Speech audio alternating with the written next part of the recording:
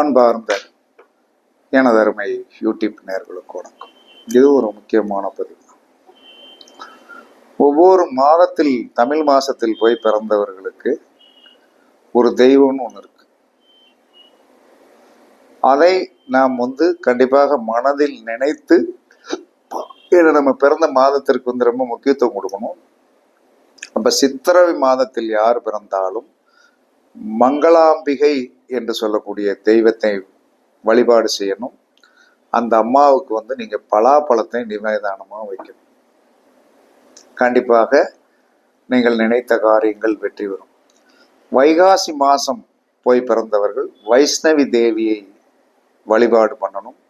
மாம்பழம் நிவேதானமாக வைத்து வழிபாடு கண்டிப்பாக சிறப்பாக இருப்பீங்க. ஆணி மாதம் பிறந்தவர்கள் மாயா தேவியை மனதில் நினைக்கணும். நீங்க நெட்டில் மாயா தேவின்னு போட்டு பாருங்க, கண்டிப்பாக படம் வந்துடும். எடுத்து வச்சுக்கிடுங்க. நம்ம பிறந்த மாசம் மிக மிக முக்கியமானது. ஆணி மாசம் போய் பிறந்தவர்கள் மாயா தேவியை வழிபாடு பண்ணணும். வாழைப்பழம் அந்த அம்மாவுக்கு நிவேதானமா வைக்கணும். ஆடி மாசம் போய் பிறந்தவர்கள் கலாராத்திரி அப்படிங்கிற ஒரு தெய்வம் இருக்கிறது. நெட்டில் தட்டி பாருங்க, வரும். கலாராத்திரி இந்த அம்மாவுக்கு என்ன சொல்லணும், கொய்யாப்பழம் நிவேதானமாக வைக்கணும். ஆவணி மாதத்தில் பிறந்தவர்கள் துரத்தியாயாங்கிற ஒரு தெய்வம் இருக்கிறது. நெட்ல தட்டி பாருங்க, வந்துடும். இந்த அம்மாவுக்கு என்ன சொன்னா, நாவல் பழம் நிவேதானமாக வைத்து வழிபாடு பண்ணணும். புரட்டாசி மாதம் போய் பிறந்தவர்கள் மகா மாயா என்ற தெய்வத்தை வழிபாடு பண்ணணும். இந்த மகா மாயாவுக்கு என்ன சொல்றான்னா நாரணம் என்று சொல்லக்கூடிய ஒரு நிவேதான பொருள் இருக்குது. அதை நெட்டில் என்ன சொல்றாங்க, நீங்க நாரணம் என்று சொன்னால் என்ன உணவு அப்படின்னு தட்டி பாருங்க, கண்டிப்பாக தெரிஞ்சிடும். நாரணம்.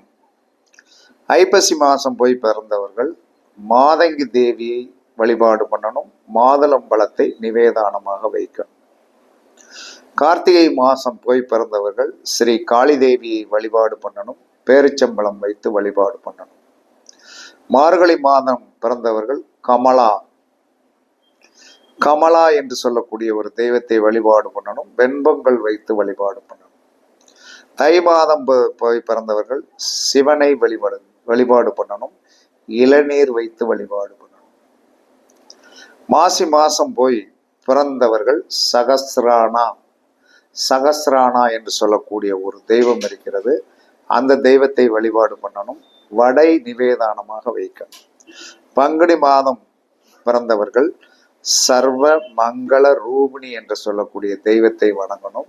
அதிரசம் வைத்து வணங்கணும். இப்ப இதுல ஒரு நமக்கு 12 மாசத்துல போய் பிறந்தவங்களுக்கு நினைக்க வேண்டிய அன்னையின் வடிவம் தான்.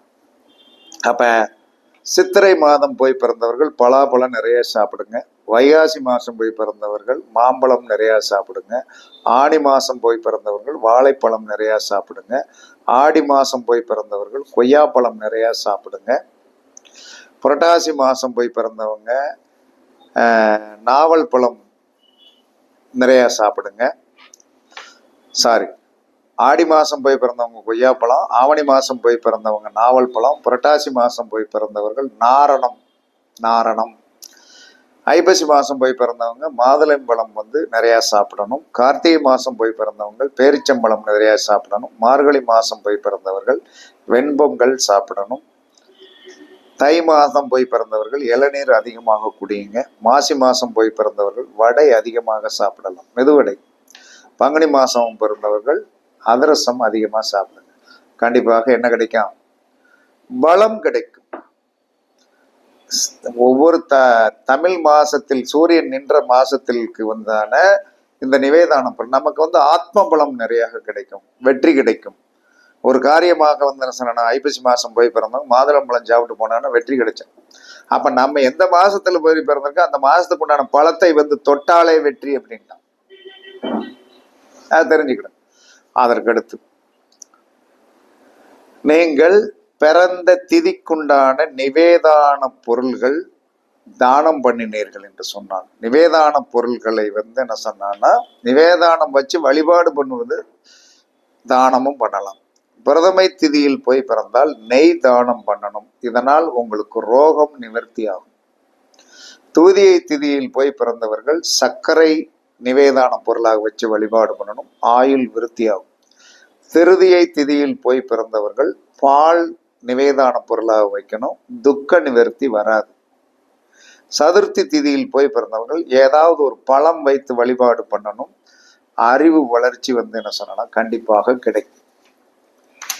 அதற்கு அடுத்து என்ன சொல்றான்னா, பஞ்சமி திதியில் போய் பிறந்தவர்கள் பட்சணம் என்று சொன்னால் என்ன சொன்னா ஏதாவது ஒரு உணவு, பட்சணம் என்று சொல்லக்கூடிய ஏதாவது ஒரு உணவை வைத்து வழிபாடும் விக்ன நிவர்த்தி அப்படிங்கிற ஒரு வெற்றி கிடைக்கும். சஷ்டி திதியில் போய் பிறந்தவர்கள் தேன் நிவேதான பொருளாக வைக்கணும். ஞாபக சக்தி வளர்ச்சி அடையும். சப்தமி திதியில் போய் பிறந்தவர்கள் வெள்ளம் வச்சு நிவேதான பொருளாக வச்சு வழிபாடும் தேக சுகம் கிடைக்கும். அஷ்டமி திதியில் போய் பிறந்தவர்கள் இளநீர் நிவேதான பொருளாக வைக்கணும். குளிர்ச்சி மன தெளிவு கிடைக்கும். நவமி திதியில் போய் பிறந்தவர்கள் பொறி நிவேதான பொருளாக வச்சு வழிபாடு போதத்தில் வைக்கணும். இகத்தில் சுகம் கிடைக்கும். தசமி திதியில் போய் பிறந்தவர்கள் ரசம் கலந்த அன்னம் ரச அன்னம் வச்சு வழிபாடு பண்ணணும். கிரக பீடை நிவர்த்தி கண்டிப்பாக கிடைக்கும். ஏகாதேசி திதியில் போய் பிறந்தவர்கள் சத்து மாவு நிவேதானமாக வச்சு வழிபாடு பண்ணணும். ஞானியருடைய ஆசி கண்டிப்பாக கிடைக்கும். துவாதசி திதியில் போய் பிறந்தவர்கள் பாயாசம் நிவேதானமாக வைத்து வழிபாடு பண்ணணும். விஷ்ணுவின் அருள் கிடைக்கும். திரையோதசி திதியில் போய் பிறந்தவர்கள் அவள் நிவேதானமாக வச்சு வழிபாடு பண்ணணும். அம்பாளுடைய கடாட்சம் கண்டிப்பாக கிடைக்கும். சதுர்த்தசி திதியில் போய் பிறந்தவர்கள் கடலை நிவேதானமாக வைத்து வழிபாடு பண்ணணும். ஆண்மை விருத்தியாகும். பௌர்ணமி திதியில் போய் பிறந்தவர்கள் தயிர் சாதம் வச்சு வழிபாடு பண்ணணும். ஞான வளர்ச்சி எடுப்பது. அமாவாசை திதியில் என்ன சொன்னா பிறந்தவர்கள் பாயாசம் அல்லது பொங்கல் வைத்து வழிபாடு பண்ணணும். பிதர்களுடைய ஆசீர்வாதம் கிட்டும். இதெல்லாம் பழமையான நூல்களில் சொல்லப்பட்டுள்ளதான். அப்ப பழமையான நூல்களில் சொல்லப்பட்டுள்ளது அப்படின்னா, தான் பிறந்த மாதத்தில் என்ன நிவேதானம் வைக்கணும், இதனால் என்ன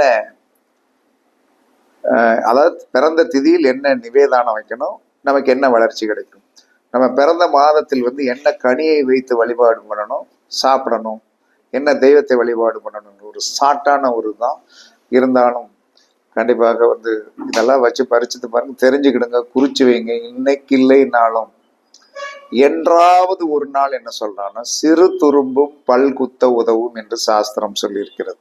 சிறு துரும்பும் பல் குத்த உதவும். அப்ப அந்த சிறு துரும்பும் பல் குத்த உதவும் அப்படின்னு சொல்லி வரும்போது நாம் குறித்து வைத்து கொண்டோம் என்று சொன்னால் கண்டிப்பாக உங்களுடைய வாழ்க்கையில் என்ன சொன்னான்னா வெற்றிகள் கிடைக்கும்.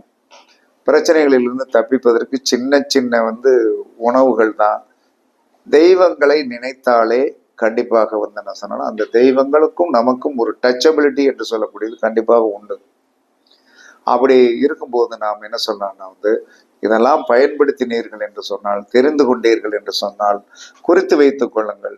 இன்னைக்கு பார்த்தது தெரிஞ்ச மாதிரி இருக்கும், நாளைக்கு மறந்துடும்.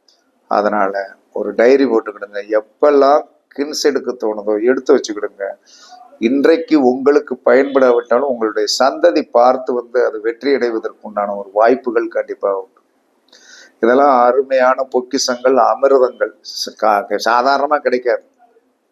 நான் பேசியிருக்கிற வீடியோக்கெல்லாம் மேக்சிமம் என்ன சொல்றேன்னா ஒரு தெளிவான அமைப்புல இருக்கும். பணம் பொருள் காசுக்காக எல்லாம் நான்லாம் பேசவே இல்லை. காரணம் என்ன சொன்னா அது கர்மாவை எந்த ரூபத்துல அனுபவிச்சுதான் ஆகணும். ஆனா இன்னைக்கு இருந்தாலும் என்ன சொன்னா ஜோதிடத்தை நம்முடைய ஆயுள் காலத்திற்கு முன்னாடி ஒரு தீர்வு என்று சொல்லக்கூடிய ஒன்றை இப்ப நான் நிறைய பண்ணி கொடுத்துட்டு இருக்கேன். இதை விட இன்னமும் மக்களுக்கு தீர்வு சொல்ல வேண்டும் என்று சொல்லக்கூடிய ஒரு ஆசை இருக்கிறது. இருக்கின்ற காலத்தில் அந்த தீர்வை கண்டுபிடித்து மக்களுக்கு யூடியூப் மூலமாக சொல்லி எல்லோரையும் பெற வைக்க வேண்டும் என்பதுதான் என்னுடைய ஆசை என்று கூறி உங்களிடமிருந்து விடைபெறுவது சிப்பிப்பாறை ஜோதிட அரசி. ஆதிராகவன் ஜெயபாலாஜி. சுகமே சொல்க, சுகமே சொல்க. வாழ்க வளமுடன், வாழ்க வளமுடன். வணக்கம், வணக்கம், வணக்கம், வணக்கம்.